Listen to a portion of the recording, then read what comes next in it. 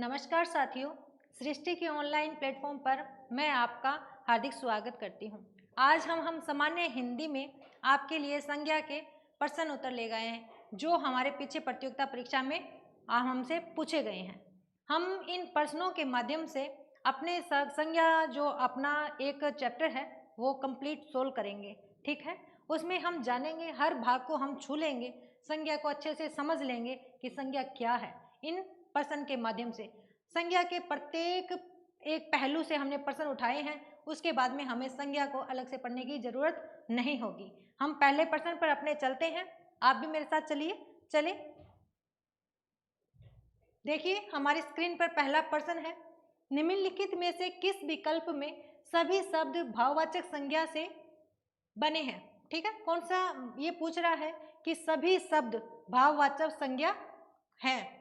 जो हमारे यहाँ ऑप्शन दिए हुए हैं उनमें से जो भी शब्द हैं वो सभी के सभी भाववाचक संज्ञा होने चाहिए। आइए हम देखते हैं, इतने आप छांटिए, मैं थोड़ा बता देती हूँ आपको। भाववाचक संज्ञा वो है जिसमें मतलब हम जिसे छू ना सकें, जिसे हम देख ना सकें, है ना भाववाचक संज्ञा को हम सिर्फ महसूस कर सकते हैं। ठीक है, वो हमारी भाव है, एक मतलब भाव है, जैसे सुख दुख, है ना, जैसे मिठास, है ना, ये मीठा है या नहीं वो हमें खाने से पता चलता है, हमें एक एहसास होता है मीठा है नमकीन है ना। ये एक भाव है जो हम उसे मतलब महसूस कर सकते हैं, फील कर सकते हैं, वही भाव है और वही भाववाचक संज्ञा है। ठीक है, आइए हम देख लेते हैं। धैर्य, चतुराई और प्रेम ऑप्शन नंबर 2 में है। अकेलापन, वृक्ष और मित्रता। नंबर 3 में है मधुर, सुंदर और सूर्य। नंबर 4 में है उदासी, शेर और चालाकी। अब देखिए बच्चों, सब में भाववाचक संज्ञा का एक एक शब्द है। ठीक है, पर हमें इनमें से जो सारे शब्द भाववाचक संज्ञा के हैं वो ऑप्शन चुनना है। तो देखिए इसमें से धैर्य, चतुराई और प्रेम, धैर्य यहाँ पर, प्रेम है और चतुराई है, इनमें भाववाचक संज्ञा है या नहीं। अकेलापन, वृक्ष, मित्रता, देखिए ये जो वृक्ष शब्द आया है यहाँ पर, ये जो वृक्ष शब्द आया है ये जाति का बोध करवा रहा है, यहाँ पर कोई भी भाव नहीं है। ठीक है, आगे वाले में देखो, सुंदर, मधुर और सूर्य। सूर्य भी क्या है, सूर्य भी क्या है, एक जाति का क्या, एक व्यक्तिवाचक शब्द ग्रह है, जैसे पृथ्वी है वो एक व्यक्तिवाचक संज्ञा है। ठीक है ना, सूर्य भी एक व्यक्तिवाचक संज्ञा हुई। और यहाँ पर सुंदर, देखिए सुंदर क्या है, विशेषण है। ठीक है ना, विशेषण है।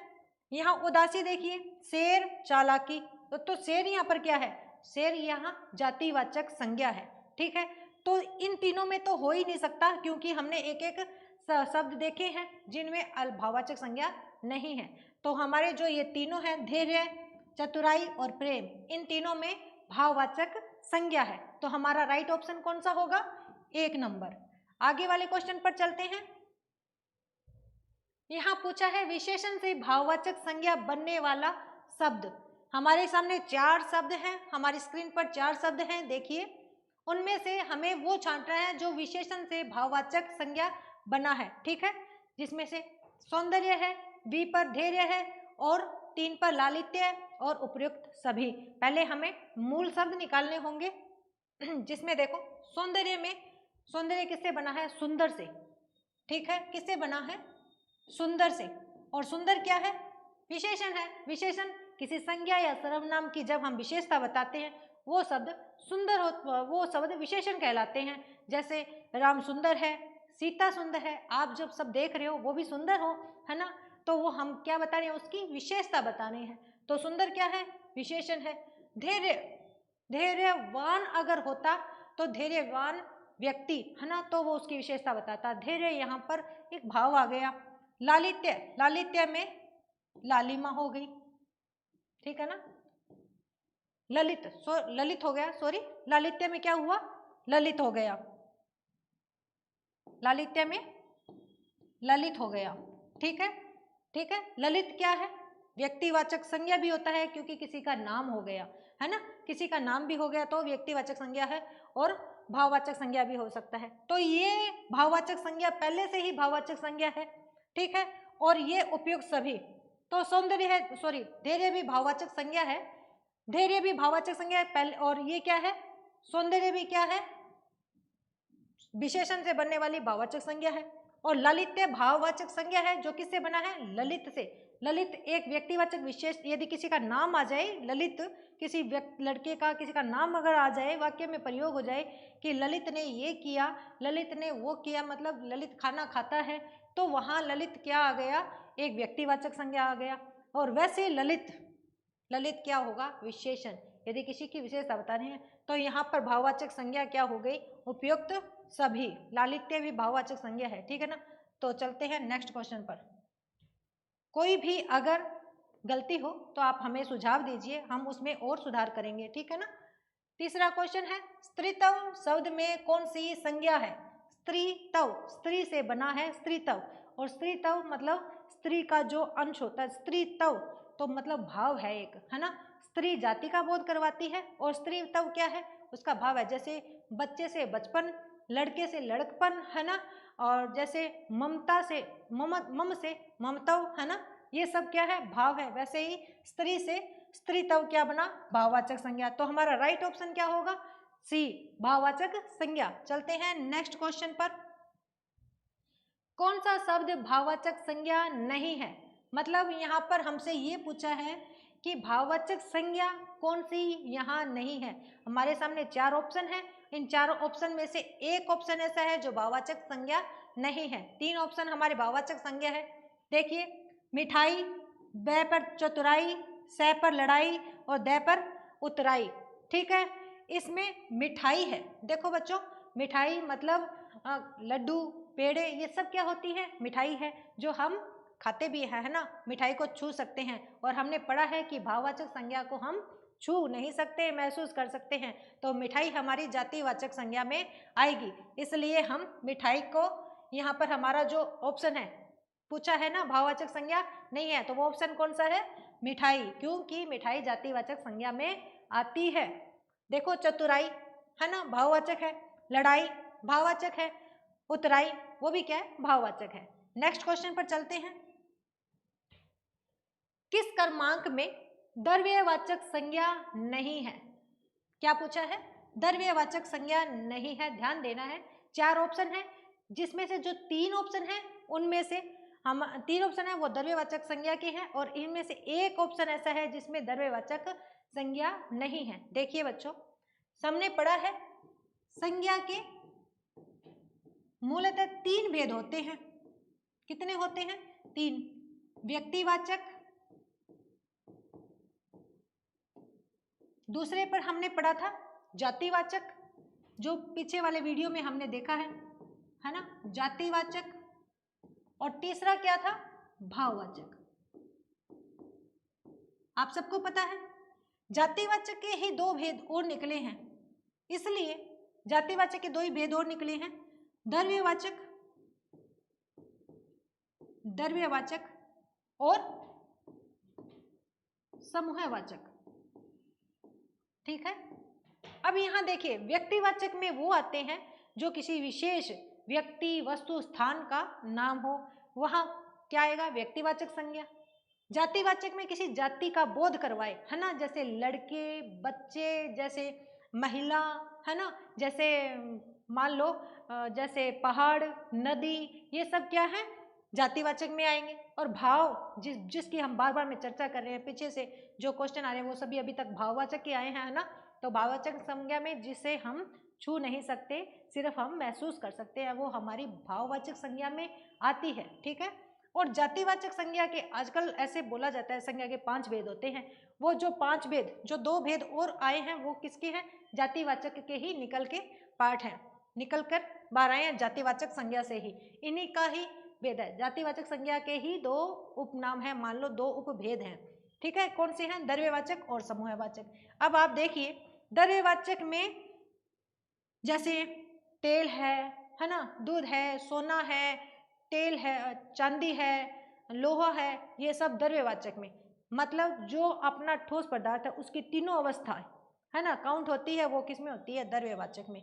समूहवाचक, समूह मतलब कई लोगों का इकट्ठा, वस्तुओं का इकट्ठा होना, है ना, इकट्ठी चीजें होती हैं उनको समूह, जैसे गुच्छे, फूलों के गुच्छे होते हैं ना, वो समूहवाचक में आएंगे। भेड़ का जो झुंड होता है वो समूहवाचक में, सेना, सेना भी समूहवाचक में आएगी, क्योंकि सेना की एक टुकड़ी, मतलब सेना से हमें जाति का बोध होता है और जाति का ही पार्ट समूहवाचक है। समूह में समुदाय, मतलब भीड़, भीड़ किस में आएगी, बहुत सारे लोगों की, लोग इकट्ठे होते हैं वहाँ भीड़, भीड़ हम लेकर जाएंगे वहाँ समूहवाचक में। तो हमने समझा कि द्रव्यवाचक में क्या आता है, तो अब हम निकाल लेते हैं हमारी यहाँ पर द्रव्यवाचक संज्ञा इनमें से कौन सी नहीं है। देखो मैंने कहा था पदार्थ की तीनों अवस्थाएं, ठीक है ना। तो सोना जिसको हम गला सकते हैं, है ना, पिघला सकते हैं, चांदी को भी पिघला सकते हैं और लोहे को भी पिघलाकर हम मनचाहा आकार देते हैं। तो ये तीनों हमारी क्या है, द्रव्यवाचक संज्ञा है। स्टील, पीतल और प्लास्टिक, ये तीनों भी क्या है, द्रव्यवाचक संज्ञा है। नमक, तेल, कोयला और घी, ये तीनों भी क्या है, द्रव्यवाचक संज्ञा है। नमक घुलता है, ठीक है ना। तेल खनन, मतलब अपने जो खनिज पदार्थ हैं वो सब भी इसमें ही आएंगे ना, ठीक है, द्रव्यवाचक में। तो और कोयला, उसको भी जलाया जाता है। तेल भी मतलब जलकर खत्म हो सकता है, ठीक है। अब स्त्री देखिए, क्या स्त्री द्रव्यवाचक संज्ञा में आएगा? नहीं, स्त्री नहीं आएगा, है ना, स्त्री नहीं आएगा। बंदर, बंदर नहीं आएगा और शेर भी नहीं आएगा। वो अपनी एक जाति विशेष का बोध करा रही है। यहाँ जो समूह है, समूह में अलग अलग जाति के लोग भी हो सकते हैं, है ना, जैसे बूढ़े भी हो सकते हैं, जवान भी हो सकते हैं, है ना, समूहवाचक में। और भीड़ में किसी भी जाति के, काले गोरे कैसे भी लोग हो सकते हैं, है ना।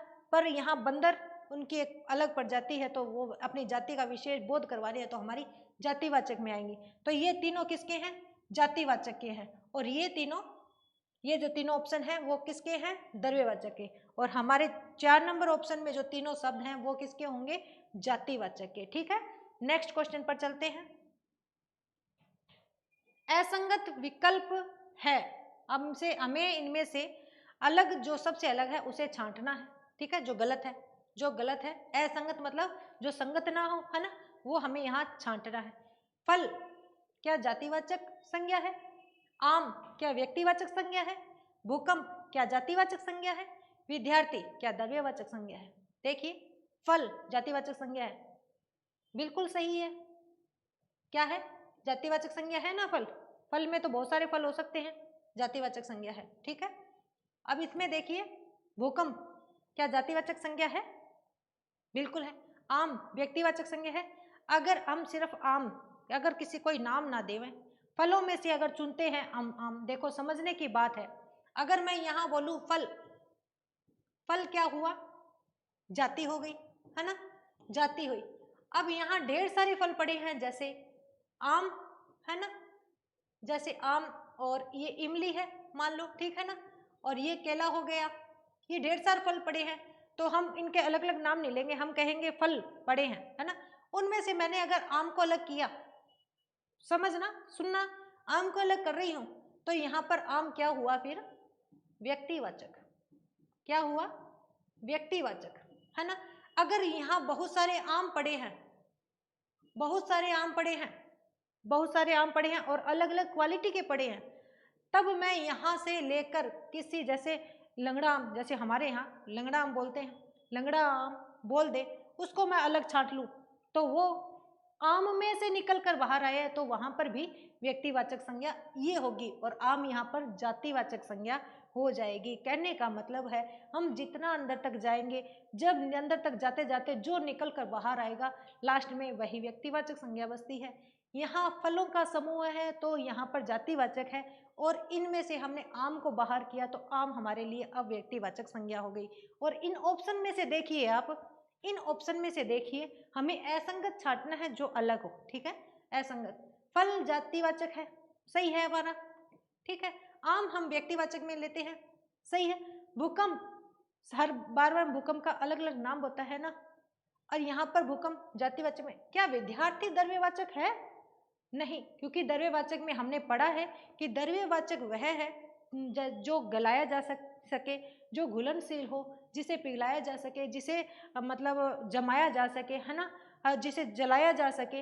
हर अवस्था में तीनों जो अवस्था है उसमें से उन्हें मतलब निकाला जा सके, वो द्रव्यवाचक में है ना, समझ आ रही है। तो क्या विद्यार्थी, विद्यार्थी एक इंसान है, एक व्यक्ति होता है, क्या विद्यार्थी द्रव्यवाचक में आएगा? नहीं। तो हमारा राइट ऑप्शन कौन सा होगा? विद्यार्थी। नेक्स्ट क्वेश्चन पर चलते हैं। हाँ जी, देखो बहुत अच्छी कोटेशन है नेताजी सुभाष चंद्र बोस की। उन्होंने कहा है, नेताजी ने कहा है कि तुम मुझे खून दो, मैं तुम्हें आजादी दूंगा। तुम मेरा साथ दो, मैं तुम्हें तुम्हारे लक्ष्य की ओर आगे लेकर जाऊंगी। ठीक है ना, आप मेरा साथ दीजिए, मैं आपको अपने आपके लक्ष्य की ओर आगे लेकर जाऊंगी, बहुत आगे लेकर जाएंगे हम, बहुत कुछ आगे, बहुत कुछ हासिल करेंगे। ठीक है ना। वैसे नेताजी सुभाष चंद्र बोस ने कहा है कि तुम मुझे खून दो, मैं तुम्हें आजादी दूंगा। तुम मुझे खून दो, मैं तुम्हें आजादी दूंगा। रेखांकित पद में संज्ञा है, यहाँ पर मैंने रेखांकित किया हुआ नहीं है, मैं कर देती हूँ, ये है रेखांकित। ठीक है ना। नेताजी के अंदर बताना है हमें कि कौन सी संज्ञा है, नेताजी में बताना है हमें कौन सी संज्ञा। देखो नेता है वो एक समूह का बोध कराते हैं, मतलब एक जाति विशेष का बोध करवाते हैं। ठीक है, जाति विशेष का बोध करवाते हैं। हमने पढ़ा है अगर नेता किसी के लिए रूढ़ हो जाए, नेताजी शब्द किसी के लिए रूढ़ हो जाए, अगर कोई जाति है वो किसी व्यक्ति के लिए रूढ़ हो जाए तो वो किस में आ जाएगी, व्यक्तिवाचक संज्ञा में आ जाएगी। जैसे गांधी है, गांधी का नाम लेते ही हमारे दिमाग में महात्मा गांधी जी, है ना, मोहनदास करमचंद गांधी जी आ जाते हैं। उसी प्रकार नेताजी का नाम लेते ही हमारे दिमाग में कौन आते हैं, सुभाष चंद्र बोस। तो ये नेताजी जो शब्द हैं वो किनके लिए रूढ़ हो चुके हैं, सुभाष चंद्र जी के लिए रूढ़ हो चुका है। जैसे नेहरू जी है, नेहरू भी तो एक जाति है ना, अगर नेहरू सिर्फ नेहरू बोले तो वो एक जाति में आएगा। अगर हमारे वाक्य में प्रयोग होकर ये बोल दे कि नेहरू जी का जन्मदिन है, या नेहरू जी ने ये कार्य किया, या नेहरू जी हमारे प्रथम प्रधानमंत्री रहे हैं, तो नेहरू जी किन के लिए रूढ़ हुए, पंडित जवाहरलाल नेहरू के लिए ना। तो वहाँ नेहरू जी किस में आएंगे, व्यक्तिवाचक संज्ञा में आएंगे। तो यहाँ पर भी नेताजी किस में आए, व्यक्तिवाचक संज्ञा में आए, क्योंकि ये सुभाष चंद्र जी के लिए रूढ़ हो चुका, मतलब स्थायी हो चुका है ना। तो यहाँ पर व्यक्तिवाचक संज्ञा कहाँ है, वही ऑप्शन हमारा सही है, ये रहा 4 नंबर पर व्यक्तिवाचक संज्ञा हमारा इसका आंसर होगा 4 नंबर। नेक्स्ट क्वेश्चन पर चलते हैं। दूध में संज्ञा है, अभी अभी हमने पढ़ा है, पीछे जो प्रश्न देखा था उसमें पढ़ा था हमने कि द्रव्यवाचक संज्ञा कौन सी है ना। तो इसमें से देख लीजिए द्रव्यवाचक संज्ञा कहाँ है, जातिवाचक संज्ञा, क्या दूध में जातिवाचक संज्ञा है, नहीं। समूहवाचक या व्यक्तिवाचक, नहीं ना। तो क्या होगा, द्रव्यवाचक। अगर द्रव्यवाचक क्या होगा इसका, द्रव्यवाचक। नेक्स्ट क्वेश्चन पर चलते हैं। नेक्स्ट क्वेश्चन है विद्यार्थी जीवन में कुंभकर्णों की कमी नहीं है ना, कुंभकर्णों की कमी नहीं है। अगर आप विद्यार्थी जीवन में कुंभकर्ण की तरह सोते रहोगे तो आप बहुत कुछ खो दोगे, है ना। यही आपकी उम्र है कुछ कर गुजरने की, कुछ कर गुजरने की। देखो सब चीज का एक टाइम होता है, अभी जो आप में जोश है उससे आप बहुत कुछ हासिल कर सकते हो, बहुत कुछ अच्छा कर सकते हो, समाज के लिए बहुत कुछ कर सकते हो, उनके लिए प्रेरणा बन सकते हो, है ना। आपसे जो छोटे हैं उनके लिए प्रेरणा बन सकते हो, बड़ों के लिए भी बन सकते हो। इसलिए मन लगाकर आप कर्म करते जाएं, है ना, और आगे बढ़ते जाएं। देखिए विद्यार्थी जीवन में कुंभकर्णों की कमी नहीं है। रेखांकित पद में संज्ञा बताइए, यहाँ रेखांकित कर दिया मैंने कुंभकर्णों, इसमें से बतानी है हमें संज्ञा कौन सी है, कुंभकर्ण में संज्ञा कौन सी है। देखिए हमने पिछले वीडियो में चर्चा की थी कि जब व्यक्तिवाचक संज्ञा को जातिवाचक में प्रयुक्त करते हैं तो व्यक्तिवाचक संज्ञा को बहुवचन में बोला जाता है। जैसे यहाँ कुंभकर्ण नाम किसी व्यक्ति विशेष का नाम है। कौन थे कुंभकर्ण, रावण के भाई थे, है ना, जो 6 महीने सोते थे, 6 महीने जगते थे। यहाँ कुंभकर्ण किसकी प्रतीक है, नींद, जो पूरे दिन नींद लेते हैं, आलसी विद्यार्थियों के लिए यहाँ पर आया है। आप आलसी नहीं हो, आलसी विद्यार्थियों के लिए यहाँ पर आया है। तो कुंभकर्णों, है ना, यहाँ बहुवचन के रूप में प्रयुक्त हो गया। तो हम यहाँ किस में लेकर जाएंगे इसको, व्यक्तिवाचक है जो बहुवचन में प्रयुक्त हुआ है, तो किस में जाएगा, जातिवाचक संज्ञा में। तो हमारे ऑप्शन में जातिवाचक संज्ञा कौन से नंबर पर है, देखिए व्यक्तिवाचक संज्ञा 1 नंबर पर, 2 पर जातिवाचक, 3 पर भाववाचक और उपयुक्त सभी। उपयुक्त सभी तो हो ही नहीं सकता, तो हमारा ऑप्शन सही कौन सा होगा, नंबर 2 जातिवाचक संज्ञा। नेक्स्ट क्वेश्चन पर चलते हैं। किस विकल्प में सर्वनाम से बनी भाववाचक संज्ञा है, सर ठीक है, क्या पूछा है, ऐसी संज्ञा पूछा है जो सर्वनाम से बनी हो और वो भी कौन सी, भाववाचक संज्ञा हो, है ना। सर्वनाम किसे कहते हैं, संज्ञा की जगह काम आने वाले शब्द क्या कहते हैं, सर्वनाम। और क्यों सर्वनाम की मतलब जरूरत क्यों महसूस हुई, बार बार किसी चीज, किसी वस्तु का, किसी शब्द को बार बार मतलब दोहरान, किसी नाम को, संज्ञा का मतलब नाम ही होता है ना, किसी नाम का बार बार दोहरान से बचने के लिए हमें, उसकी पुनरावृत्ति को रोकने के लिए किसकी उपयोगिता महसूस हुई हमें? सर्वनाम की। जैसे अगर मैं ये कहूँ एक जंगल में एक शेर था, है ना, वह जंगल में शेर था, शेर ने ये किया, शेर ने हिरन को मारा, शेर ने ये, मतलब बार बार शेर शेर शेर आ रहा है तो हम बोर भी हो जाते हैं ना। उसकी जगह हम सर्वनाम को लेकर आए तो वहाँ शेर एक बार बता दिया, जंगल में शेर था, उसने से हिरन को मारा, उसने हिरन का शिकार किया, उसने, वह जंगल का राजा था, है ना, वह, उसने, ये सब क्या है? सर्वनाम। उस संज्ञा की जगह प्रयुक्त हो रहे हैं, बार बार हमें किसी का नाम लेने की, उसका नाम लेने की जरूरत नहीं है। जैसे राम विद्यालय में सबसे अच्छा विद्यार्थी है या बहुत होशियार है, वह हमेशा हर परीक्षा में प्रथम आता है ना, तो वह वहाँ पर राम की जगह आ गया, तो वो वहाँ पर क्या हुआ? सर्वनाम। ठीक है, अब बताइए सर्वनाम से बनी भाववाचक संज्ञा हमें निकालनी है। पहले तो हमें सर्वनाम इनमें से निकालने हैं कि कौन से शब्द में सर्वनाम है और उससे कौन सी भाववाचक संज्ञा बनी है। ममता से, समता से, सॉरी, समान होता है, समता समान। विषमता से विषम निकला। आर्थिकता से आर्थिक। और ममता से, सॉरी ये मिस प्रिंट है, ममता से मम। मम का मतलब होता है मेरा, मम का मतलब होता है मेरा। सर्वनाम, सर्वनाम संज्ञा के बाद में है। सर्वनाम के भेद देखो, पुरुषवाचक, ठीक है, संबंधवाचक, निश्चयवाचक, अनिश्चयवाचक, प्रश्नवाचक, ठीक है, ये होते हैं सर्वनाम के भेद। अब इसमें जो पुरुषवाचक सर्वनाम होता है उसके भी 3 भेद होते हैं, उत्तम पुरुष, मध्यम पुरुष और अन्य पुरुष। ठीक है, कौन सा? जो सर्वनाम का पुरुषवाचक भेद होता है सर्वनाम का, ठीक है, पुरुषवाचक, पुरुषवाचक होता है, उसके भी 3 भेद होते हैं, उत्तम पुरुष, मध्यम पुरुष और अन्य पुरुष। ठीक है, उत्तम पुरुष में मैं, मेरा, हमारा, ये सब आएंगे। तो यहाँ पर मम निकल कर आया है, वो किस में आएगा? उत्तम। उत्तम पुरुष वक्ता होता है, जैसे उत्तम पुरुष आप और मैं बोल रही हूँ, आप सुन रहे हैं, तो उत्तम पुरुष यहाँ पर मैं हुई, और मध्यम पुरुष सुनने वाला, तो मध्यम पुरुष हुए आप। और हम अगर किसी अन्य की बात कर रहे हैं, जैसे हम किसी, मान लो हम यहाँ पंडित जवाहरलाल नेहरू जी की बात कर रहे हैं, तो हम ये बोलेंगे ना उन्होंने, आपने, या है ना, उनको संबोधित करके बोलेंगे, पर वो हमारे बीच में नहीं है, या आए भी, कोई गेस्ट आया हुआ है, मैं उनके बारे में आपको बता रही हूँ, तो मैं बोल रही हूँ और आपको बता रही हूँ, तो मैं उत्तम पुरुष, आप मध्यम पुरुष, और जिनके बारे में बात कर रही हूँ वो हो गए अन्य पुरुष। ठीक है, समझ आई? तो यहाँ पर मम है, तो मम किस में आएगा? उत्तम पुरुष में। तो मम से ममता बनी है, ममता भाववाचक संज्ञा है, तो हमारा राइट आंसर कौन सा होगा? ममता। ठीक है, नेक्स्ट क्वेश्चन पर चलते हैं। किस विकल्प में व्यक्तिवाचक संज्ञा है? अब ये नहीं कहा किस से बनी है, हमसे सिर्फ ये पूछा है व्यक्तिवाचक संज्ञा कौन सी है, और ये तो सिंपल सा हम सब छांट ही लेंगे, आप बहुत समझदार और इंटेलिजेंट हो, है ना, छांटिए। व्यक्तिवाचक संज्ञा कौन सी है? वेद, पुराण, शास्त्र और रामायण। देखिए वेद कितने होते हैं, है ना, कई वेद होते हैं, 4 होते हैं ना, 4 वेद होते हैं, सामवेद, यजुर्वेद, अथर्ववेद और ऋग्वेद, है ना, ऋग्वेद सबसे प्राचीन है, तो वेदों का समूह हो गया। हमें अभी तक ये नहीं पता कौन सा वेद है, सिर्फ यहाँ पर लिखा है वेद, तो वेद किस में जाएगा? वेद चला जाएगा जातिवाचक में, क्योंकि विशेष नाम नहीं है ना किसी वेद का, तो वो जातिवाचक। पुराण, पुराण में बहुत है, तो पुराण का भी यहाँ पर कोई नाम नहीं दिया हुआ, तो ये भी किस में चला जाएगा? जातिवाचक में।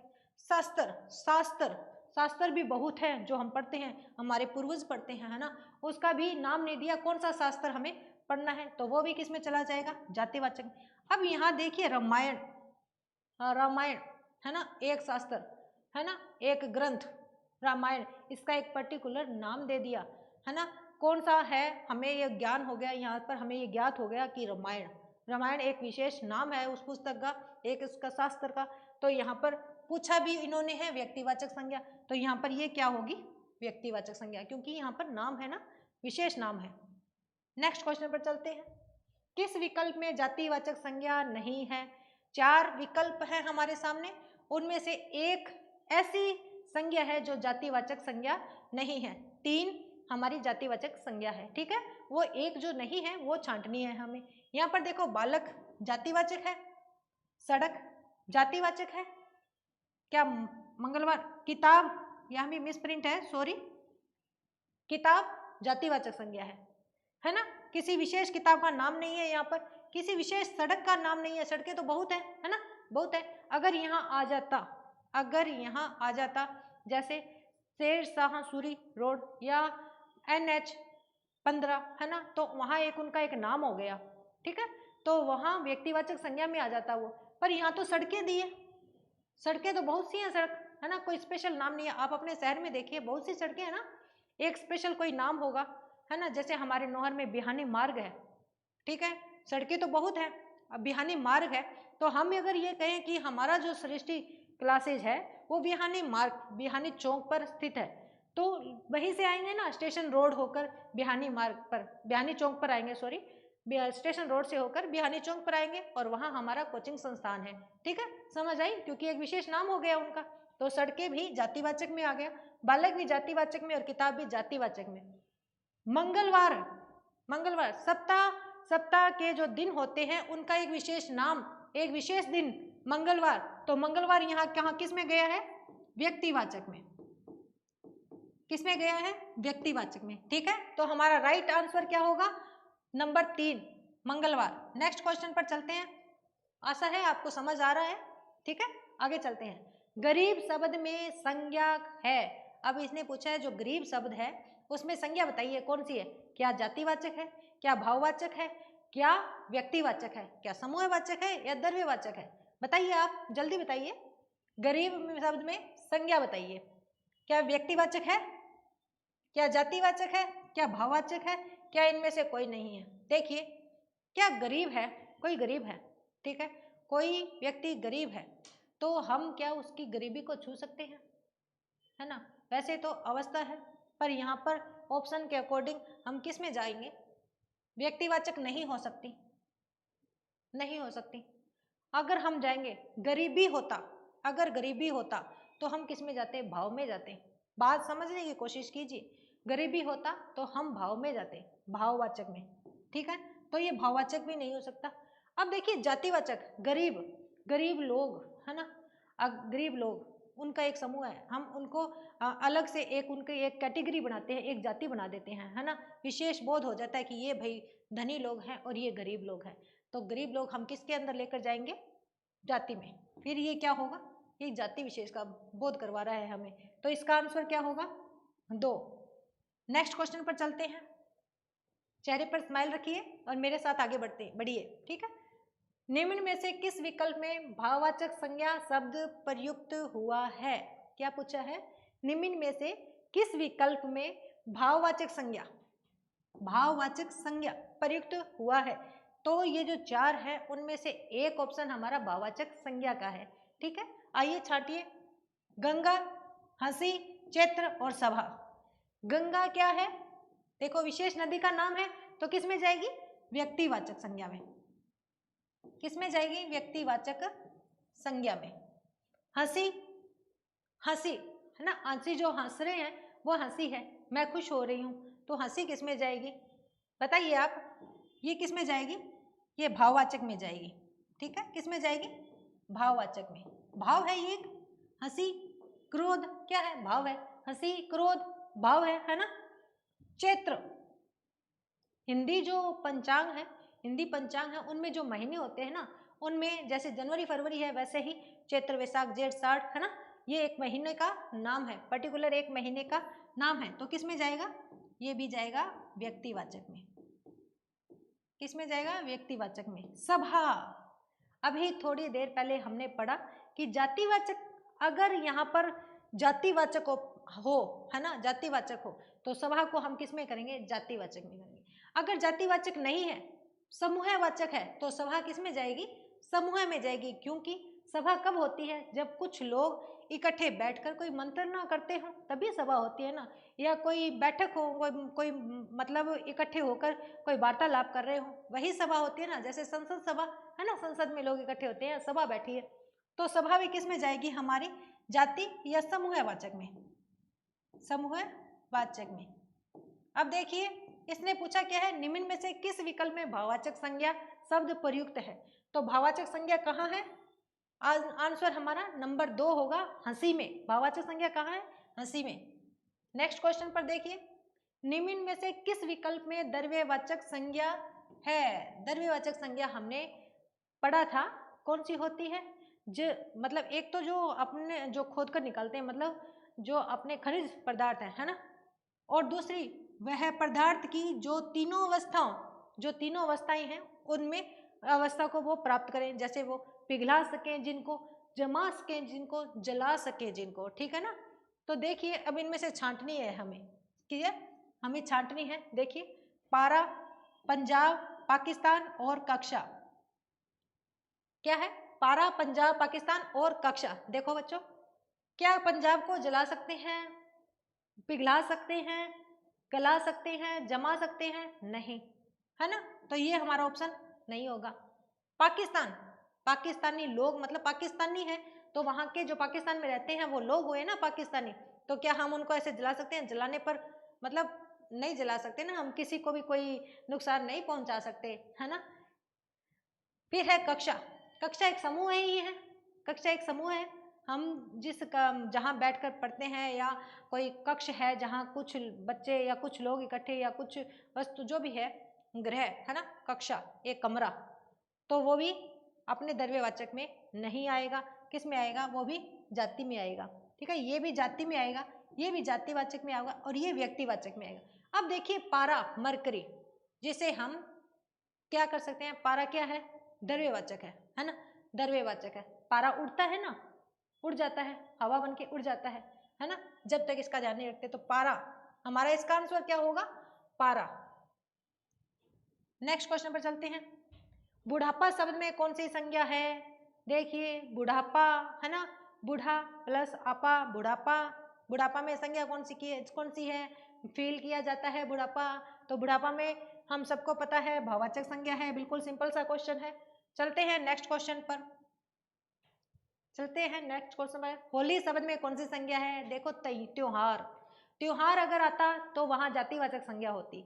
अब त्योहारों में भी एक विशेष त्योहार का नाम हमारी स्क्रीन पर दे रखा है, पूछा है कि इसमें संज्ञा कौन सी है। तो हम सबको अब पता है, क्योंकि हमने अभी तक संज्ञा के बारे में अच्छे से जान लिया है। तो होली में संज्ञा कौन सी होगी? व्यक्तिवाचक संज्ञा। बिल्कुल सिंपल सा क्वेश्चन है। चलते हैं नेक्स्ट क्वेश्चन पर। पंखा शब्द में कौन सी संज्ञा है? देखो बच्चों, पंखा, पंखा शब्द में पंखे भी अलग अलग वैरायटी आती है ना। पंखा यदि मैं नाम लूँ तो पंखे तो बहुत सारे होते हैं, अलग अलग वैरायटी, मतलब पंखे बोलने पर सीलिंग फैन भी हो गया है ना, जो यहाँ पर लगाते हैं जो साइड में, वो वाला भी हो गया, एडजस्ट फैन भी, अलग अलग पंखे हो गए, और उनकी भी अलग अलग कंपनी हो गई है ना, नाम हो गए उनके, उषा पंखे है ना, और ज़्यादा नाम तो मैं नहीं जानती, बजाज के पंखे है ना, ये सब पंखों के अलग अलग नाम हो गए। तो इनको सबको अलग अलग कर रहे हैं, अपनी एक विशेषता के आधार पर इन सबको अलग अलग कर रहे हैं। तो यहाँ पर पंखा, पंखा किसका बोध करा रहा है? हमें जाति का बोध करा रहा है ना, हमें अलग से कोई स्पेशल किसी विशेष व्यक्ति, वस्तु या स्थान का बोध नहीं करा रहा, बल्कि एक जाति का बोध करवा रहा है। तो पंखा हमारा किस में जाएगा? जातिवाचक में। किस में जाएगा? जातिवाचक में। ऑप्शन नंबर 2 इसका राइट आंसर है। नेक्स्ट क्वेश्चन पर चलते हैं। लूट शब्द में कौन सी संज्ञा है?